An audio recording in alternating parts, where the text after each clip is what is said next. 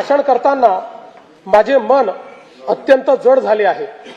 सर्वाधिक वेळा उपमुख्यमंत्रीपद आणि दीर्घकाळ वित्त विभागाची धुरा सांभाळलेले राज्याचे लाडके नेते माननीय अजितदादा पवार आज आपल्यात नाहीत। त्यांच्या जाण्याने राज्याच्या सार्वजनिक जीवनात आणि प्रशासनात कधीही भरून न निघणारी मोठी पोकळी निर्माण झाली आहे। त्यांनी एकूण 11 वेळा राज्याचा अर्थसंकल्प मांडला।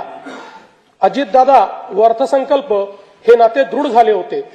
त्यांच्या करड्या शिस्तीमुळेच महाराष्ट्राची वित्तीय स्थिती कठीण काळातही स्थिर राहिली। काम करणारा माणूस ही त्यांची ओळख आणि त्यांनी दिलेली विकासाची दिशा आजही आपल्याला प्रेरणा देत आहे।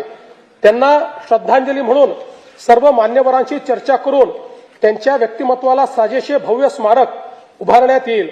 तसेच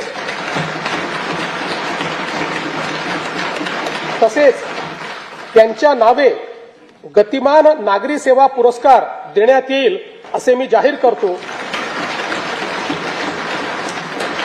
दिवंगत अजितदादांच्या स्मृतींना आजचा हा अर्थसंकल्प मी समर्पित करतो।